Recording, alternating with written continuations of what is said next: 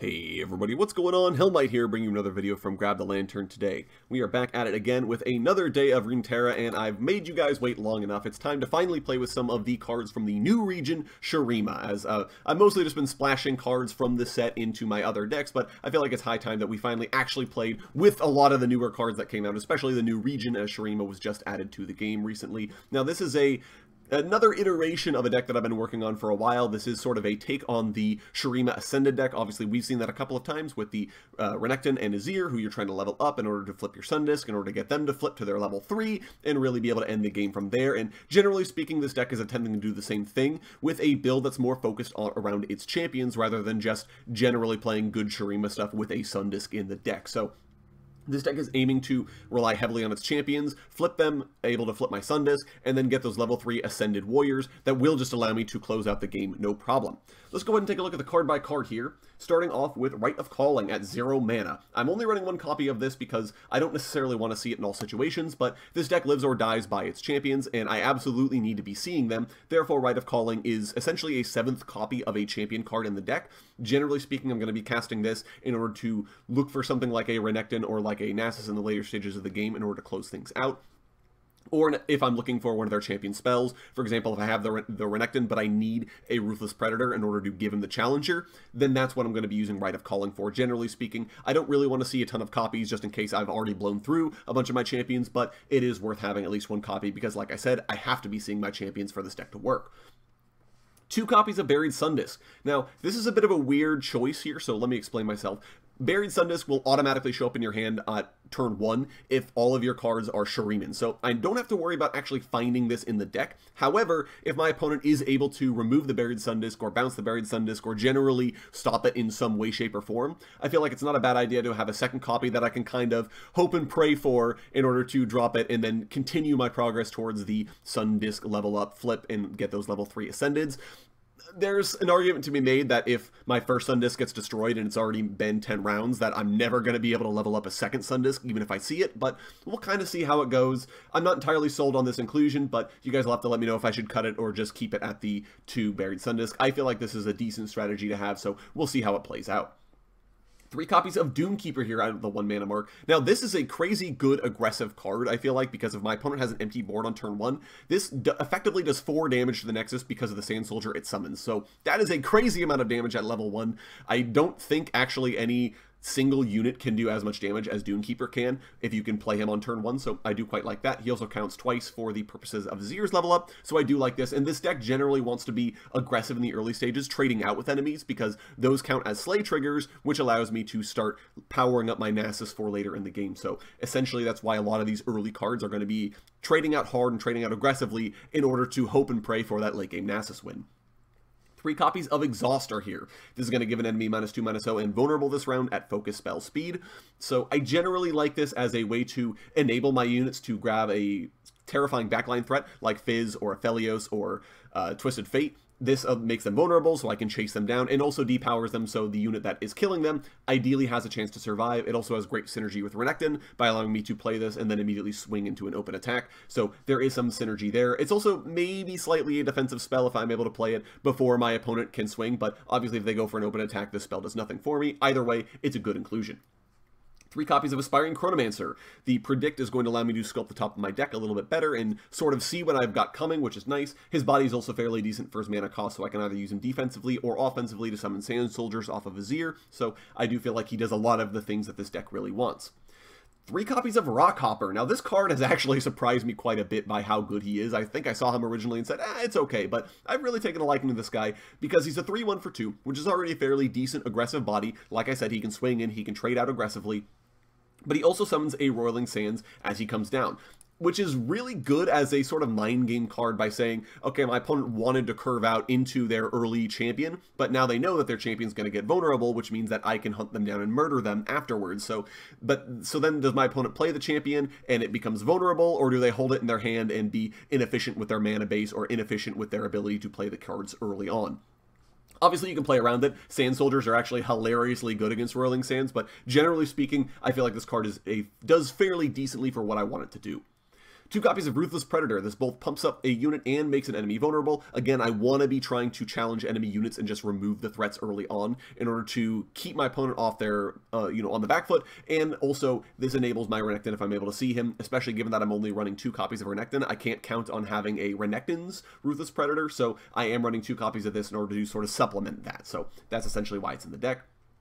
Our first champion here is 2 copies of Azir. Now, he is the easiest of the 3 to flip, so essentially that's why I want to see him in my early hand, or at least draw into him by turn 3, so I can start playing him out, summoning Sand Soldiers, and get him to flip quite, immediately. Obviously, I still need another champion to flip in order to actually get my Buried Sundisk to go off. Essentially, I'm not going to survive 15 rounds with the way this deck plays out, so I'm hoping to see Azir, get him to flip early, and then either get the Renekton or the Nasus flip afterwards. So essentially, that's why he's here. He's also a very, very good card on his own. I think Azir is absurd in a whole bunch of decks, but we may play some of those in the future to sort of put more of the spotlight on Azir. 1 copy of Devoted Council. Now, I'm still sort of waiting to see what I open in packs before I start cashing out and buying all the cards I want with wild cards. So if the deck looks a little bit unoptimized, that's why. And Devoted Council is one of those cards. I'm also not sure about Devoted Council. It feels a little win more because if I've leveled a champion, I'm already in a pretty decent spot to go ahead and win the game. So in that regard, if I'm getting value from them, I'm already likely to win the game anyways. But I feel like because Azir is fairly easy to level up, Renekton is fairly easy to level up, there is some potential for them to do well for me. They're also fairly beefy, so I can use them as sort of a very durable blocker in order to keep me alive for quite some time. So maybe there's some value here. I'm not entirely sold on them. I haven't had a chance to resolve them yet either, so we'll see how they do if that does come up in game. 3 copies of Esteemed Hierophant. This whole deck's point is to get that Sundisk down to 0, so Hierophant gets me a little bit quicker there, and he's also decent body first cost, so I don't feel bad playing him. Obviously, I want the Sundisk on the battlefield. Playing him without a Sundisk feels pretty bad, but either way, he is going to be at 3, because generally speaking, my Sundisk doesn't get taken out. 3 copies of Quicksand. Now, this card is absurd. If you're running a Shurima deck, I feel like every single Shurima deck runs 3 copies of Quicksand because of how good it is. If your opponent tries to do anything to you in the red zone, this card just shuts it down by giving -4/-0 and disabling keywords. That means anything with barrier no longer has it. Overwhelmers can't go over the top for damage. Elusive cards are suddenly not elusive and therefore blockable. And on top of that, it basically makes it so that that card won't be doing any damage to you or to the unit blocking it. So Quicksand is crazy, and this is all at burst speed as well. So Quicksand is absurd. I love it. I'm going to run it in basically every single Shurima deck I own at 3 because of how good it is. 3 copies of Golden Ambassador. Now, Ambassador is okay for the mana cost. Obviously, a 3/2 for 4 isn't great, but her Allegiance trigger draws me a champion and grants it +2/+2. This is really good. Like I said, this deck lives or dies on its champions, and pumping up that champion further is even better. This means that it's easier to flip a Nasus, it's easier to flip a Renekton, and obviously just finding a champion in the first place is really valuable trigger, and because it's an Allegiance trigger, I don't have to worry about it. This whole deck is Shuriman, so definitely a good card to have in the deck. 2 copies of Renekton, the second champion in the deck. He's the second easiest champion to flip. Obviously, I really only need to challenge things twice with Renekton to get him to go off, and he's a fairly decent way to end the game on his own. He doesn't sort of need a lot of support in the way that Azir does. He can just kind of beat your opponent down with his overwhelm. So definitely looking to see Renektons in the early stages of the game. Obviously, Azir is more important, but if I can't see Azir, I would love to see Renekton. I really don't want to see Nasus at all until later in the game. 2 copies of Rite of Negation. Another reason why Shurima is quite good is that they get access to deny type effects in addition to Ionia, so that's really nice. And this also has the ability to stop all enemy fast, slow, and skills. So especially if your Twisted Fate opponent is trying to combo off with his TF, you can play Rite of Negation after he's played all his cards to cancel out all of those wild cards he's trying to throw out, which is very good. And just being able to negate your opponent's effects is quite nice. Obviously, it does nothing against a lot of burst spells, which is kind of sad, but generally speaking, it's still worth running at 2 copies. I don't necessarily want to always see it, but I do want to see it most of the time. 2 copies of Voice of the Risen. Now, this is another card that I'm a little iffy on because it's a bit win more. I have to be able to level a champion for her to give me value, but if I do level a champion, she pumps the whole board. My Sand Soldiers are now 3/1s. She turns into a 5/4. Renekton is hitting harder. Nasus is hitting harder. Generally speaking, she can be quite good. And this deck does have a decent way of leveling up champions. Azir is not that hard to actually get flipped. I think I've flipped him in like every game I've played him in. So Voice of the Risen is pretty decent in that regard. And if I absolutely have to play her for 4 mana, I don't feel too bad about it. 2 copies of Siphoning Strike. This is a crazy good card. I think absolutely if you're playing any sort of champion-centric strategy and you're in Shurima, you want to be running Siphoning Strike. This causes an ally to one-sided fight an enemy unit, which is really good. Obviously, this counts for damage dealing for something like Renekton. So if Renekton's already dealt 8 damage, Siphoning Strike afterwards will immediately flip him.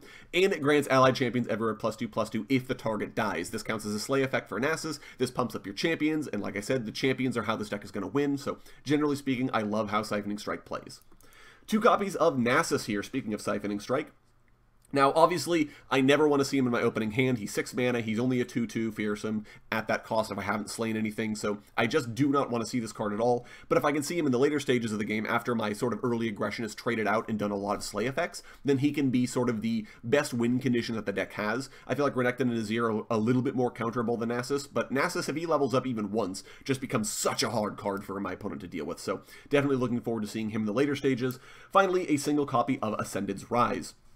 Another card I'm not entirely sold on. It feels a little win more, but if my opponent taps out and I have not 7 mana with a champion on the battlefield, I can play this, immediately get the champions to level up, no matter how difficult they may be to level up or how far away they may be from leveling up. Just pop that, immediately they level up, and that would potentially get my Sun Disc to go off as well. So that's essentially why I'm running it, because it is a bit of a blowout if I'm able to get it to resolve, and if I'm able to sort of see it with a champion on the board. So hopefully we can see that happen, and that's the deck, guys. Like I said, it's a little bit of jank.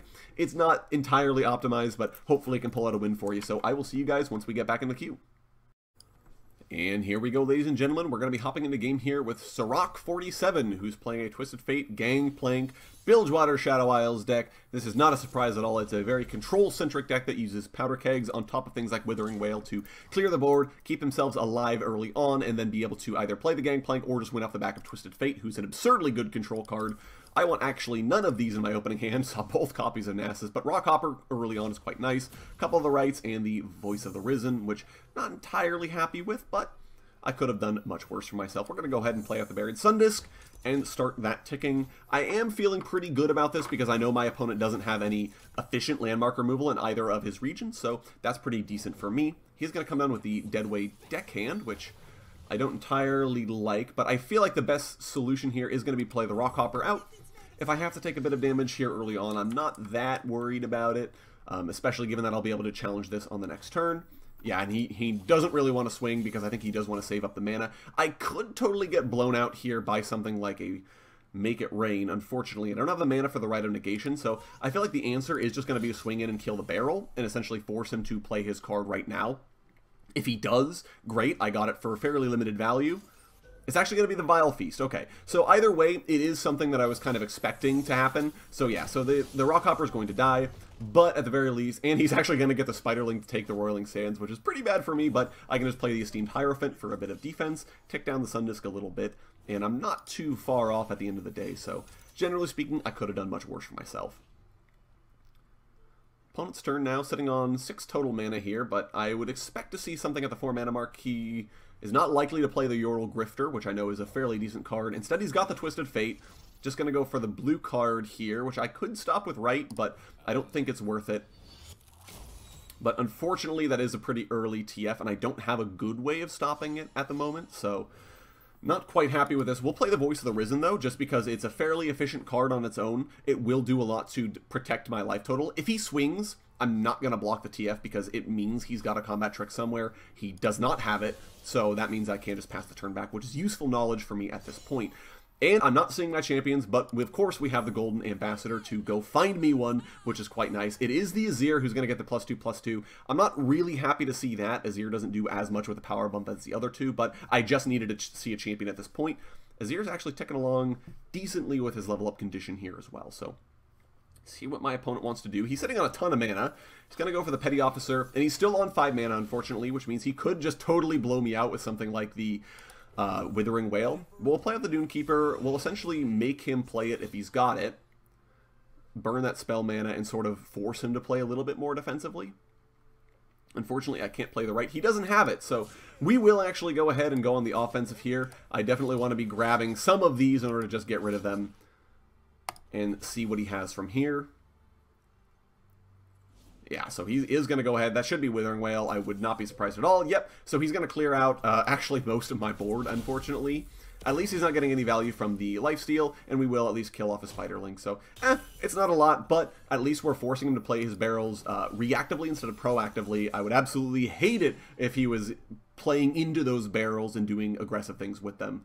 So, the TF, though, we have to be careful of. This card, if he levels up, just straight ends the game. Unfortunately, that card is really, really good. He's a very good control card, win condition here, so we'll see what my opponent wants to do. He is just going to go straight to combat, so I do feel like he has a combat trick, but I also feel like I want to make him have it. So we're going to go ahead and do this, and we'll Quicksand out. And essentially say, hey, what else do you have? Because he's got to have something. I don't feel like he would swing. No, he doesn't! So that's just a dead Twisted Fate. That's a really big deal for me. So we will play out the Azir now, as on the next turn I can play out the second Voice of the Risen, swing with something, Azir will summon a Sand Soldier. We can get fairly close to the Azir level up here and tick down that Sundisk all the way to 8, which is quite nice for me. So go ahead and pass it back. Ruthless Predator. I do want to hold on to that in case he has another copy of Twisted Fate in hand. His Gangplank is not very close to leveling up at all, so I feel like what I do want to do is probably go for a Rite of Negation. I'm going to go ahead and kill this guy in order to try and find a Renekton, because if I can play the Renekton out as well, we start getting in a really good spot for me to win. Instead we find the Nasus, which is not great, but at least he is a 5/5, which means he's almost an efficient card, so I can't fault that too much. I could play him as well, but then I wouldn't have mana for any of my combat tricks, so I feel like the best choice is to go for the Voice of Risen. Again, this gets me fairly close to my level up. I'll just have to resolve the Nasus on the next turn. We will go ahead and swing with these two, as I don't think my opponent has any way of killing the Azir.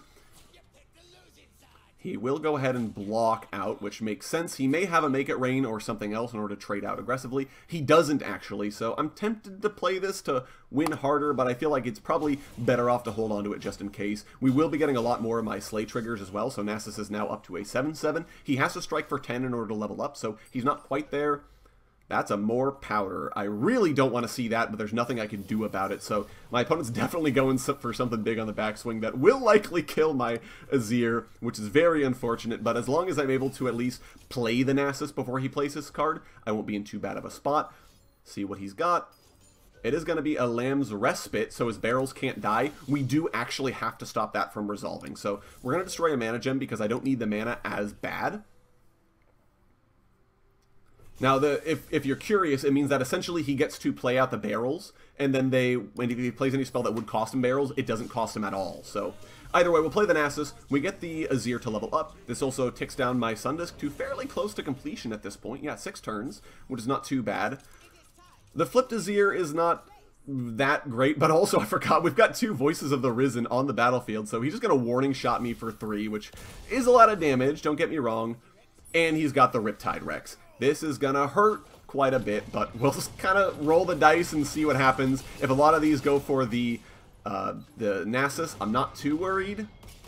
Actually, Nasus is gonna eat pretty much all of them, which is very sad for me, as I could have obviously popped the Ascended's Rise on the next turn and leveled him up, but I still at least have 1 Voice of the Risen. I do still have the Azir. My opponent is not that likely to go aggressively. And we'll have to see what my opponent wants to do. He is just going to pass it back to me. So yeah, definitely stopping that from going off was a huge, huge deal for me. So I'm going to go ahead and exhaust the Riptide Rex here. And I think I do just want to challenge him, because I think we can just straight off kill him. I am sitting on the Quicksand if absolutely necessary, and we can get in a little bit more damage, summoning out some more units that will do quite a bit of damage because of the Azir level up effect and because of Voice of the Risen. My opponent is going to be trying to block out here, so we'll get a few more Slay triggers. I think it makes sense here to just try and preserve my Voice of the Risen as well, in case I can't continue to be aggressive with Nasus. My opponent obviously could punish me here if he wants to, but he may be sitting on a Ruination for all I know, at which point I just kind of lose regardless, so. He does have the Gangplank, but Gangplank has not even gotten close to leveling up. He's only damaged my Nexus in 2 rounds, I believe, so the Gangplank is a ways out. Of course, he may do it in a 3rd. He's got the Make It Rain, and that will clear off my board, which is really bad, as now I'm sitting on the Brick, which is Ascended's Rise. It's not going to do me any good until I can draw another champion, and Ruthless Predator, which I need a card for. So this could be really bad for me. I could actually die here unless I top deck a unit. We have the Hierophant, which is not highly relevant, but he's better than nothing. My opponent's going to go straight to combat, put me down to 4, which is not terrible for me. I do have a chance, but I have to see a champion. I'm really hoping for either the Golden Ambassador, I've already used my Rite of Calling, or I still have 4 champions in the deck. We're going to see another Hierophant, so we'll get the flip. Sadly, this is not going to do me any good, but at the very least it means any of my Ascended champions I play from here on out. Oh, I forgot. This draws me a copy of each of my champions. That never comes up, but hey, that's really good for me. So my opponent will have to do something drastic. He's going to Grasp the Undying to get a little bit of life back, actually just to remove a threat. Now the question is, do I play out the... actually, we have to play the Azir, because he's now going to level up to level 3 and replace my deck with the Emperor's deck, which is just a win condition from what I understand. I actually have never gotten this far in an Ascended deck before, so we'll see how the Emperor's deck works. We've got a Sandstorm, which I can't play on this turn, unfortunately, but I can bring out the Renekton. I can then use the Ruthless Predator, challenge the Gangplank. My opponent's still sitting on 3 cards in hand, which is a little scary for me. He's got the Doom Beast. If he's got another Doom Beast in hand, I do just lose. Especially given that the Gangplank is leveling up here. That's not highly relevant, but if a second Doom Beast will just kill me because it'll do 2 damage, which would be really tragic for me to have that happen to me. But there's nothing I can do to stop it, so I'm just going to play the Renekton, see what he's got. He knows I can't play right at this point. Does he have damage? He's going to parlay me. So if he's got a second parlay, I do still die to that. We're going to go ahead and just try to do what I can to go for the win here. He might not have it, given how angry he's looking here. So, Azir, you've already given me some benefit, so I don't care if you die. We're going to go ahead and just get in for some damage. We're going to summon out the Sandstorm Charger. Does he have 1 damage? He has the Warning Shot, which is really sad for me. We got the level 3 Ascended. We were able to get this deck going, and sadly, he had enough damage, which is just kind of how that deck works. I didn't want to go late, and that sort of period where I didn't have any champions really, really hurt. So either way, disappointing, but we are going to soldier on. We're going to hop into another game, and hopefully this time we can make it a win. And here we go, ladies and gentlemen, hopping back into a game here with Iori, playing a Freljord Noxus. Looks like a bit of a control deck, using Trundle as a win condition here. Ascended's Rise, please leave my hand. I don't want you. Unfortunately, you're just not that good. I probably will end up cutting that card, especially if I play another game after this. I probably will cut that because I haven't seen a situation where I've actually ever wanted to play it. So, see what my opponent's going to bring out with on turn 1. Of course, nothing, because he's playing a control deck, so we have the Buried Sun Disk. Sadly, Noxus actually has a fairly efficient way of removing landmarks, so my deck's whole shtick may be totally irrelevant against it, but we'll see how it goes. Aspiring Chronomancer, if I see a Sun Disk, I actually might take this. I know it's a bit of a brick. Okay, guys, I know you're screaming at your screen right now. I know it's a bit of a brick, but if my opponent does have the Scorched Earth, I can really troll him by dropping the second Sun Disk, especially if he tries to remove it right now. How sad would that be for him for me to immediately come out with another Sun Disk? It's pretty sad for me because this is a brick, but... And he's actually coming out with Scar Ground, so this does mean he's actually playing a Battle Scars type deck. It's interesting that he's not running the Vladimir, as I feel like Vlad is a better win condition than the Trundle, but either way, having things with the generation and the ability to pump up their defenses is quite good, so I guess I can't fault him too much. We will keep the pressure on, though, by just swinging in with an open attack, get him down to 13 here, and sort of force him to have the ball in his court here. He does have the Braum, unfortunately. I hate what this game has done for me and Braum. Braum is such a nice guy. I love Braum, except for the fact that I hate him in this game because of how good he can be. But we do have an answer for this in the form of the Renekton on the next turn with Exhaust. So, see what my opponent wants to do. He could use Take Heart, which would be really sad for me again, because I just would not be able to stop the Braum from essentially becoming unkillable. But have to see what my opponent wants to do here. He's playing a Spell out on 8 mana. It's going to be Icequake. I don't have an answer to that, unfortunately, so that is going to kill off everything I control. He will get his Poro after the fact, which is pretty nice. I actually forgot, he does survive.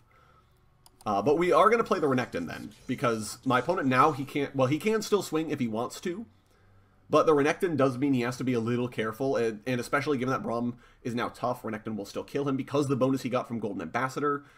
A lot of things I can do here on my turn. So he will swing with the Braum. This is totally free, and it makes progress towards Braum's level up, so there's no reason not to at this. Oh no, Braum's got 0 power, and he does too. So that's actually kind of funny. I am going to hit him with this. And we'll just go ahead and pass the turn back. So it makes sense here to just go for the open attack. I have my combat tricks, and more importantly, I have the Exhaust. So we're going to do this, and we're going to have Renekton just try to grab the Braum and murder him. And we'll see what we can do. I also have the option of playing out Quicksand to get rid of his Tough, if absolutely necessary. So he is just going to let the Braum go, which also means I've done 8 damage with Renekton, getting him more than halfway to his level up. If I can see a Siphoning Strike, that's just automatically going to flip the Renekton as long as I kill the unit. So actually, he doesn't even have to kill the unit, he just has to strike it. So see what my opponent wants to do now. He's sitting on a bunch of cards, but the fact that he's not playing anything tells me they're either later in the game or they might be combat tricks that wouldn't have saved Braum. Still a ton of options. So we'll have to play a little conservatively. It may be worth it to just play out the Hierophant and bank the rest of my spell mana in order to come down next turn with the ability to play the Quicksand off cooldown or the Exhaust. But really taking his time on this one. So trying to think of what this deck could be running. I believe he can drop the Trundle at this point, but he would still be 2 turns out from Ice Pillar, which means that because I have that second Exhaust in hand, I can grab the Trundle and kill him on the next turn if my opponent decides to play him. So he may be opting to not go for that instead. If he had combat tricks, I have to think he would have played them. So really, I'm not sure what he's got in his hand. My guess is he's sitting on like a bunch of combat tricks or other things that don't help him. He is going to come down with the Trundle, so interesting play here. I don't know that I entirely like it. Renekton is big enough to kill Trundle, so he knows he can't really swing with that. He's still a turn away from being able to play the Ice Pillar and level up the Trundle, so generally speaking, I feel like that's a bad play, but my opponent opted into it, so maybe he knows something I don't. He may have Frostbites in that deck, which would make Renekton pretty sad. But again, he's thinking about what he wants to do. He knows he can't swing. I feel like this would be an obvious play. Okay, he is actually going to swing. So really, what I think I'm going to do here is play a little defensively and just have the Renekton block out on the Poro. Take the 4 from the Trundle. I don't really care because I can grab him on the next turn. And if I can get the Renekton level up, that's pretty good. So see what my opponent wants to do. I'm essentially forcing him to have it, and this is the Renekton flip. He doesn't have the combat trick, or at least wasn't willing to play it. So that's actually really good. I am going to immediately want to go for the open attack on the next turn in order to just get the Trundle murdered. We can play out the Voice of the Risen here as well. Give everyone the pump, because I have that Renekton flip now. And see what else he's got. He could come out with another Ice Quake. I don't think that's very likely, given that it wouldn't actually... It would only kill 1 unit, and it would do... I mean, obviously Trundle has regeneration, so he doesn't really care, but... Yeah, Ice Quake wouldn't make any sense. Okay, he's going to come out with the Scar Mother of Rena. That's a pretty good one to have. I feel like the best use for me here is to go for the Chronomancer, sculpt the top of my deck here, which we can take the Siphoning Strike. I do quite like that. And even though if I go for an open attack, someone will get killed by Vrena and she'll get pumped up, I don't really care. So we're going to go ahead and say he's vulnerable. We're going to have Renekton swing in and grab him, and everyone else is just swinging in. So hopefully we're not giving my opponent any time to react to what I'm doing here. He can't come down with the Ice Pillar. Yeah, Vrena's going to get her pump. There's nothing I can do about that in particular. He has nothing! He has nothing! So we're going to trample over the top of the Trundle, kill him. My opponent's actually dead here. Okay, so Renekton, turns out, is a really good card. Like I was saying before, if you're able to get the Renekton flip, he can just run away with the game. And I'm not sure what was going on with my opponent's deck there. He must have just drawn into every high-cost card he had, because he's sitting on a hand of gas and not doing anything with it. He had no combat tricks, he had no pump spells, no frostbites, no murders, like nothing. So I'm not sure what he was running there or what his decision-making process was looking like, but either way, we are going to come down with a win on that one, which is pretty nice. And I am going to go ahead and go for a third game here, as those last 2 have been pretty quick. So we'll see if we can't get to that level 3 Ascended once. And welcome back, guys. We're here for the final game of today's video against iGolem, who is playing a Shyvana Nasus deck, which I'm guessing is going to be somewhat of an aggressive deck that keeps trading in with dragons to kill your opponent's things and uses the Nasus as a big finisher. The synergies I don't feel like are quite there, but I don't know. I tend to always respect my opponent's decisions just in case they end up biting me in the butt here. He's got the attack token on round 1, so I can't do the cheese of Dunekeeper. I was hoping to show you guys that at least once, but I've never been on the attack, so I don't feel like it'd be a good choice. He's got the Dragon Chow, so he may have a dragon in hand. Also, not being in Targon means he doesn't have access to the Dragon Caller, which is such a good card in a Dragon's deck. So I'm not sure what he's looking at here, but I can't complain too much. Gonna go ahead. I think the best play here is to drop the Rockhopper in order to kind of troll my opponent with the Roiling Sands here. Obviously, he can swing in a Dragon Chow for free. He's got the Dragon Guard Lieutenant, so he's actually going to be made vulnerable. I feel like the best solution here is just going to be to swing in. I don't care what he blocks with. or if he blocks at all. If he doesn't block, it's free damage. If he does block the Chow, I'm preventing him from getting a free Fury proc later. Then this is a good card for me to kill because the Challenger is just really good on that guy. So I'm totally fine with taking that trade, especially given that that counts as a Slay effect for my Nasus. So sort of playing the long game here. This is going to be a second Dragon Chow, so whatever dragon he comes down to the first is going to be really big. Obviously, that could be the Shyvana on the next turn, which would be quite sad for me. And the choice here just has to be the Azir on the next turn. I don't feel like there's any better option. He's still got the attack token. Obviously, he could still play something out. Instead, he'll bank the mana. So there is potential for Sharp Sight or for single combat. So I may want to hold off on playing out Azir, given that I won't have the mana to protect him. So I feel like what I'll do here is play it slow, play the Dunekeeper, and sort of see what my opponent wants to do. I still can play the Nasus or the Azir afterwards if my opponent chooses to basically tap out his mana. But if he doesn't, if he slow plays it as well, okay, makes sense. He gets the Shyvana, so he's actually going to draw 2 cards, and Shyvana is very close to leveling up, but she didn't level up yet, and that's a big deal for me. So we'll go ahead and play out the Azir, and we'll be able to make a good chunk of progress towards his level up as well. I feel like what might be a good play here. No, because the Shyvana is... Yeah, you know what? Because this will just get damage on the Shyvana, which I don't mind too much, as it will make her a little bit easier for me to deal with later.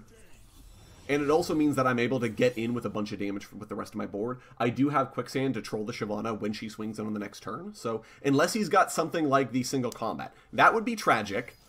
Instead, he's got Sharp Sight, which unfortunately this means the Shyvana is going to level up on this turn, which is very bad for me, as now she's got Fury and the +2/+2 on the attack to really troll me. So that was a misplay on my part. I should have considered the fact that he could have gone for that.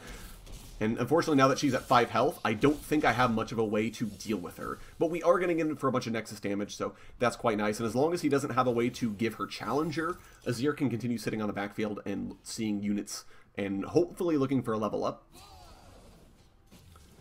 The Shyvana is just going to swing here and go for the Siphoning Strike, which is pretty bad for me. But we are going to go ahead and block out if I'm able to... Nah, it doesn't matter, so yeah. So I feel like we can just slow play this at this point. The Shyvana is going to take 2 damage, which it doesn't matter because she has the +2/+2 from her own effect. She could Siphoning Strike. But in that case, I pop the Quicksand and prevent her from killing the Azir. Yeah, she's trying it. We'll Quicksand just to shut that off. He could Sharp Sight here as well if he's got it, which again would be bad for me. And instead it's the single combat. So he will actually kill the Azir after all is said and done because he's going to hit him for 6 in total. Unfortunately, this also heals the Shyvana up afterwards, so I'm not even making any progress towards killing her, which is really sad, but I don't think there was any better way for me to play that out. He did use a lot of his resources, but I have to go Golden Ambassador here, get a champion, and it's Nasus, which is not good for me, especially given that he's not large enough quite yet. I can't even play him on this turn, which generally speaking, this is pretty bad for me. I don't think I have much of a way out of this hole. I can't swing into the Shyvana because this will just kill her. I also can't really play the Nasus on the next turn because Shyvana will just challenge him probably and kill him instantly. Well, Screeching Dragon will definitely kill him instantly if he chooses to go for that. So I feel like I have to play this defensively. I have to stay back and just kind of wait for my opponent to swing. And ideally, I can live this. And if I can't, it is quite sad. The question is essentially, because I don't think I have the 11 mana necessary to play out everything. I do not. So do I Quicksand to just preserve her and keep my opponent from triggering another? Yeah, I do think that's an okay play. And if I get another combat trick, actually, totally forgot, he got the Siphoning Strike from a Shyvana. So there was no reason for me to do that whatsoever because the Shyvana's... Oh, or it's not. Okay. Ideally because he knows he can play it afterwards, so I can't even play the Nasus here because Nasus just dies. So I have to drop the Nasus first on my turn and then have him go for the Siphoning Strike. So I think the play here is play out Voice of the Risen, just to give myself another blocker. Also, it's making progress towards the Azir, so there's that. Okay, he will use the free Siphoning Strike. That's going to pump up the Shyvana a little bit more, and I have no answer to that. This makes her base 6/6. So unfortunately, I will need to see another unit killed for Nasus to work with.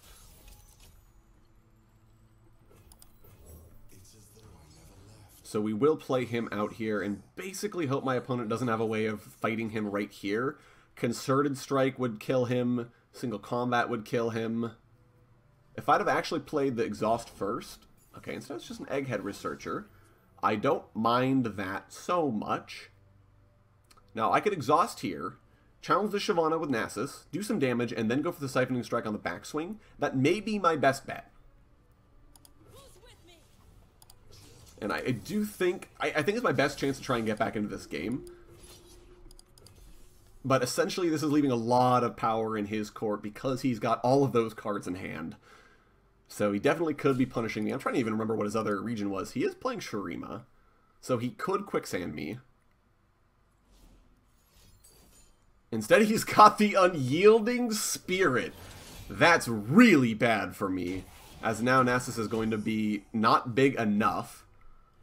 And it doesn't even matter if he was, because I can't possibly kill the Shyvana at this point. So, Unyielding Spirit, man. That is a heck of a card. If he doesn't go straight to combat, I can at least pop the Ascended's Rise, level the Nasus, get the Sun Disc closer, but I'm going to have to see another champion. So I'm hoping for another Golden Ambassador or the Rite of Calling in order to just play out the Dunekeeper, kill the Sand Soldier to the right, get another champion, and try to go for the Sun Disc, but I don't think it's going to work out.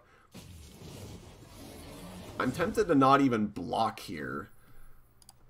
Yeah, because that way it does give me the option of going for the Ascended's Rise. But even if I do, he can Siphoning Strike Nasus before I have a chance to do that. So I feel like the best play is just going to be to get the value out of the...